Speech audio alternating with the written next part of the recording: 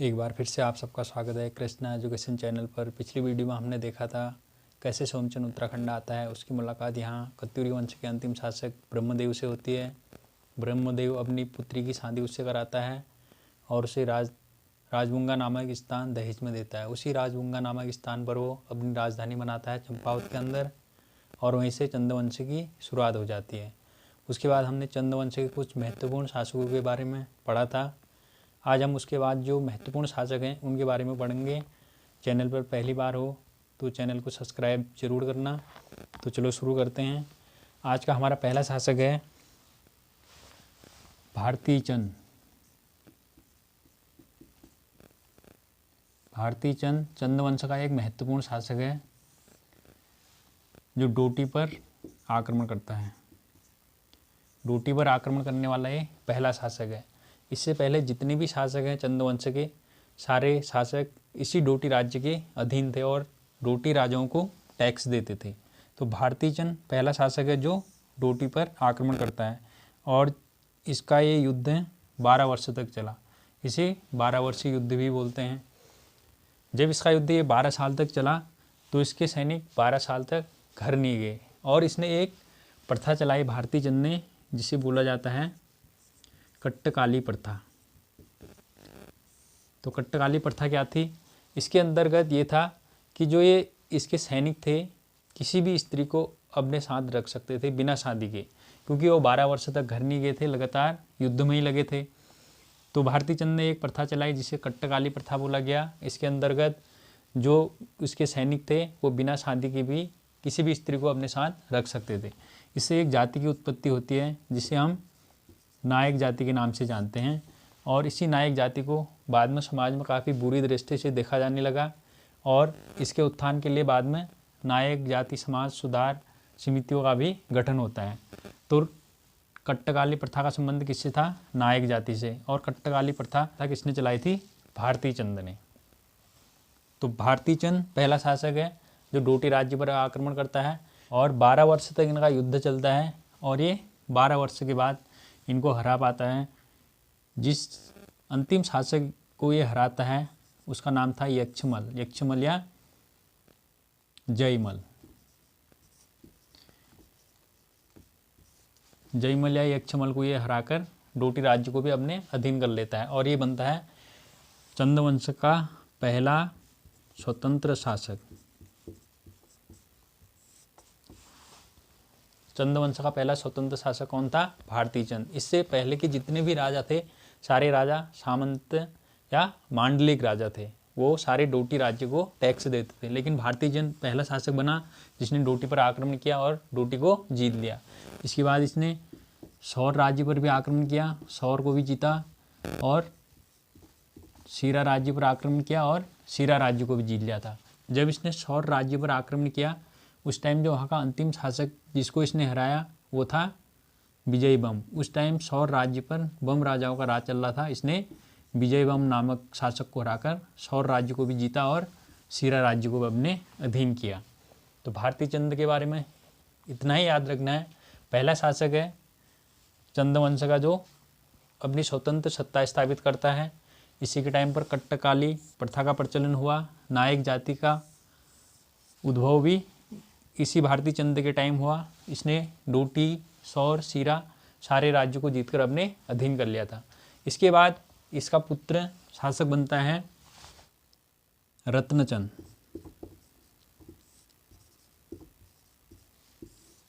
भारती चंद 35वें क्रम का शासक था और इसका शासन 1437 से 1450 तक इसने शासन किया था। इसके बाद रत्नचंद शासक बनता है 1450 से 1488 तक रत्नचंद का शासन रहता है। रत्नचंद पहला शासक है जो भूमि बंदोबस्त कराता है। चंद्रवंश के अंतर्गत पहला शासक जो भूमि बंदोबस्त कराता है, क्योंकि इनका राज्य पहले केवल चंपावत तक सीमित था। बाद में भारती चंद ने डोटी, सौर, सीरा सारे राज्यों को जीत लिया। तो रत्नचंद पहला शासक बनता है जो भूमि बंदोबस्त कराता है। जब भारती चंद डोटी, सौर, सिरा इन राज्यों पर आक्रमण करता है तो रत्नचंद इसकी काफ़ी सहायता करता है। इसीलिए ये अपने जीते जी इसे सत्ता सौंप देता है। इसके टाइम पर एक नागमल नामक शासक विद्रोह करता है। नागमल मल्ल वंश का शासक रत्नचंद डोटी पर पुनः आक्रमण करता है, और डोटी को पुनः हराकर अपने अधीन कर लेता है। तो रत्नचंद के बारे में यही चीज़ें याद रखनी है। भूमि बंदोबस्त कराने वाला पहला शासक है और इसके टाइम नागमल नामक शासक यहाँ पर विद्रोह करता है और रत्नचंद एक बार फिर डोटी को पराजित कर लेता है। रत्नचंद के बाद जो अगला शासक बनता है कीर्तिचंद।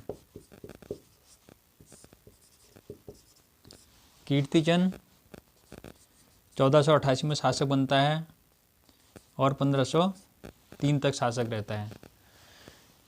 कीर्तिचंद पहला शासक है जो गढ़वाल पर आक्रमण करता है। गढ़वाल पर आक्रमण करने वाला पहला शासक। जब इसने गढ़वाल पर आक्रमण किया उस टाइम वहाँ का शासक था अजयपाल। अजयपाल के साथ इसके 2 युद्ध होते हैं। अजयपाल जो पवार वंश का एक शक्तिशाली शासक था जिसने 52 गढ़ों को जीत लिया था। कीर्तिचंद 1491 में अजयपाल के साथ युद्ध करता है। पहला युद्ध में ये जीत जाता है लेकिन दूसरा युद्ध ये हार जाता है। पहला युद्ध जब जीतता है तो इसने चांदपुर तक के क्षेत्र को अपने अधीन कर लिया था। उसके बाद कीर्तिचंद जो कत्यूरी घाटी के क्षेत्र हैं उसमें 12 मंडल, इस क्षेत्र को भी ये जीत लेता है और पाली पछाओं का क्षेत्र भी जीतता है। पाली पछाओं का क्षेत्र जीतता है और फल्लीकोट नामक क्षेत्र उसको भी ये जीत लेता है। तो काफ़ी प्रतापी शासक था कीर्तिचंद भी, जिसने अल्मोड़ा के कत्यूरी घाटी के क्षेत्र को भी जीत लिया था। और बद्रीदत्त पांडे ने इसे चंद्रवंश का सबसे प्रतापी शासक बताया है। चंद्रवंश का सबसे प्रतापी और वीर सैनिक बताया है बद्रीदत्त पांडे ने। कीर्तिचंद ने अपने टाइम पर बहुत सारे युद्ध लड़े और इसने अधिकतर युद्धों में जीत हासिल की। सौर, डोटी, सीरा हर राज्य के साथ इसका युद्ध हुआ। इसने अधिकतर युद्धों में विजय प्राप्त की। तो कीर्तिचंद एक शक्तिशाली शासक है चंद्रवंश का। कीर्तिचंद के बाद जो अगला शासक बना प्रतापचंद, ताराचंद, मानकचंद, ये उतने महत्वपूर्ण नहीं है। इसके बाद जो हमारे पास महत्वपूर्ण शासक आएगा वो है भीष्मचंद। उसके बाद अगला शासक आएगा हमारे पास भीष्मचंद।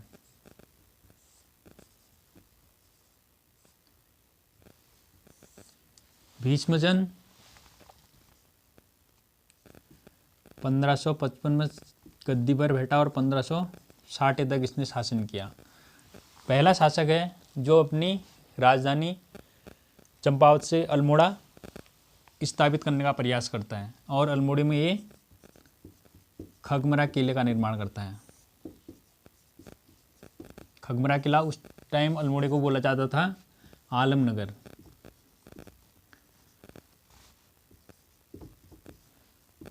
आलमनगर या खगमरा को उस टाइम अल्मोड़े को बोला जाता था। भीष्मचंद पहला शासक है जो अपनी राजधानी परिवर्तित करना चाहता था क्योंकि उस टाइम इसके राज्य पर काफ़ी आक्रमण हो रहे थे। जैसे चंपावत का क्षेत्र था तो जस्ट इसके ऊपर डोटी हो गया,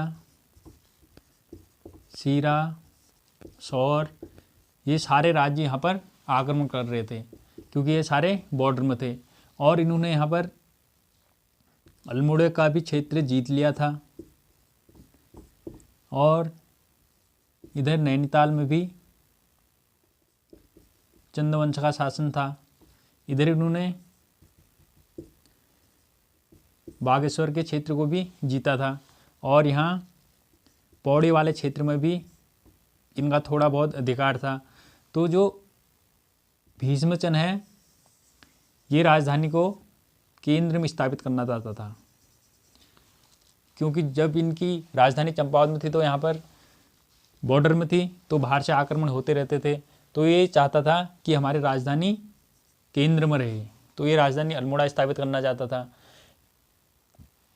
लेकिन ऐसा बोला जाता है जब इसने यहाँ पर खगमरा किले का निर्माण किया, इस टाइम अल्मोड़े पर खस राजाओं का राज था। एक शासक था गजबुडिंगा, उसका नाम गजबुडिंगा है। वो शासक बोला जाता है कि जब भीष्मचंद्र ने खगमरा किला बनाया और एक दिन वो सोया था भीष्मचंद्र अपने किले में, तो वो गजबुडिंगा जाता है और भीष्मचंद्र को मार देता है। इसके बाद जो अल्मोड़ा राजधानी स्थापित करेगा वो शासक है भीष्मचंद्र का पुत्र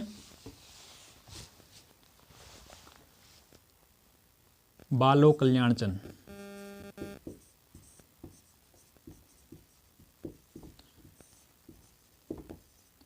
बालो कल्याणचंद 1560 में शासक बनता है और 1568 तक इसका शासन रहता है। ये भीष्मचंद्र का पुत्र नहीं था, ऐसा बोला जाता है, उसने गोद लिया था, भीष्मचंद्र ने इसको गोद लिया था। बालो कल्याणचंद 1560 में शासक बनता है और ये मणकोटी राज्य को हराता है। मणकोटी जो गंगोली हाट का क्षेत्र है इसको जीतता है और दानपुर वाले क्षेत्र को जीतता है, इधर गंगोली क्षेत्र को जीतता है। इन क्षेत्रों को विजित करने के बाद बालो कल्याणचंद 1563 ईस्वी में राजधानी लेके आता है अल्मोड़ा। राजधानी अल्मोड़ा लेके आता है 1563 में। तो ये इम्पोर्टेंट क्वेश्चन है कि चंद्रवंश की राजधानी अल्मोड़ा कब स्थापित हुई। तो 1563 में बालो कल्याणचंद राजधानी अल्मोड़ा स्थापित करता है 1563 ईस्वी में। ये जो गजबुडिंगा है उसको यहाँ पर पराजित करके राजधानी को ये अल्मोड़े में स्थापित करता है। इसके बाद अगला शासक बनता है रुद्रचंद। रुद्रचंद 1568 में शासक बनता है और 1597 तक इसका शासन रहता है। तो रुद्रचंद के टाइम पर हुसैन खां जो एक मुस्लिम सेनापति है, ये तराई के क्षेत्र पर बार बार आक्रमण करता है, रुद्रपुर वाले क्षेत्र पर, और रुद्रचंद इसे वहाँ से पराजित कर रुद्रपुर की स्थापना करता है। तो हुसैन खां को हराकर ये रुद्रनगर की स्थापना करता है, जिसे वर्तमान में रुद्रपुर बोला जाता है। तो रुद्रचंद हुसैन खां को हराकर रुद्रपुर नामक स्थान की स्थापना करता है। और जो ये रुद्रचंद है ये बेट लेके जाता है अकबर के दरबार में। ये अकबर का समकालीन है और इसका उल्लेख अकबरनामा में भी मिलता है। तो किस शासक का उल्लेख अकबरनामा में है? तो रुद्रचंद का उल्लेख अकबरनामा में है और ये अकबर के दरबार में भेंट लेके जाता है। जब ये भेंट लेके अकबर के दरबार में पहुंचता है तो अकबर उस टाइम लाहौर के प्रांतों को जीतने में व्यस्त रहता है। तो उसके बाद ये अकबर की तरफ से नागौर युद्ध लड़ता है। नागौर युद्ध लड़ता है अकबर की तरफ से और वहाँ ये अकबर की बहुत सहायता करता है। इससे अकबर काफ़ी प्रसन्न होता है और इसे 84 माल परगना प्रदान करता है। 84 माल परगना, इसे अकबर 84 माल परगना प्रदान करता है, जिसे 9 लखा जमीन भी बोला जाता है।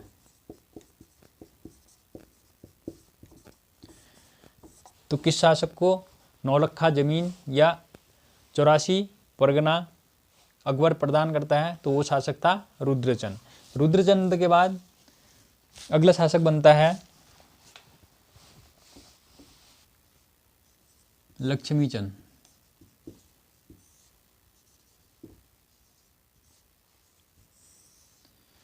लक्ष्मीचंद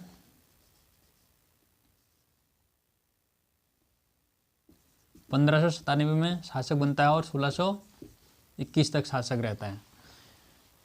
सबसे पहले ये लक्ष्मेश्वर मंदिर का निर्माण करता है। अल्मोड़े में, और बालेश्वर मंदिर का निर्माण करता है बागेश्वर में।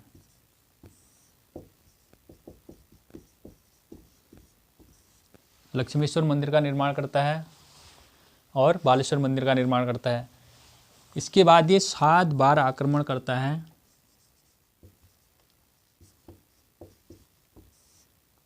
गढ़वाल पर। 7 बार असफल आक्रमण करता है, 7 के 7 बार हार जाता है। जब ये 7 बार आक्रमण करता है तो वहाँ का शासक रहता है उस टाइम मानशाह।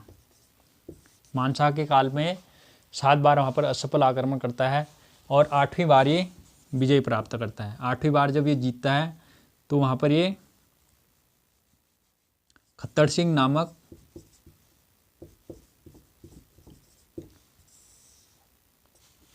पवार सैनिक को हराता है, और इसी खत्तर सिंह को हराने के उपलक्ष्य में ये बहुत प्रसन्न होता है और यहाँ पर काफ़ी उत्सव मनाता है कुमाऊं क्षेत्र पर। तो इसीलिए बोला जाता है कि यहाँ पर खत्तड़वा त्यौहार मनाया जाता है। तो खत्तड़वा त्यौहार खत्तर सिंह को हराने के उपलक्ष्य में मनाया जाता है, ऐसा भी बोला जाता है यहाँ। और लक्ष्मीचंद जब ये 7 बार वहाँ से हार के आ जाता है तो इसे कुमाऊं के लोग इसे एक उपाधि दे देते हैं, लखुली बिराली।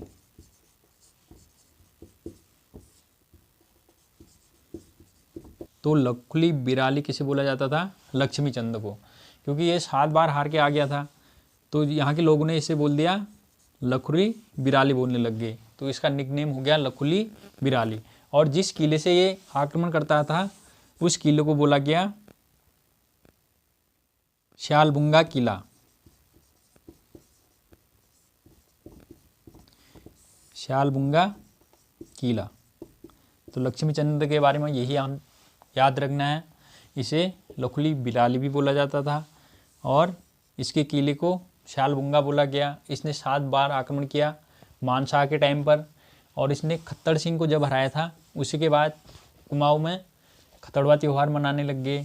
और इसने बालेश्वर मंदिर का निर्माण किया बागेश्वर में और लक्ष्मेश्वर मंदिर का निर्माण किया अल्मोड़े में। तो ये थे चंद्रवंश के कुछ महत्वपूर्ण शासक।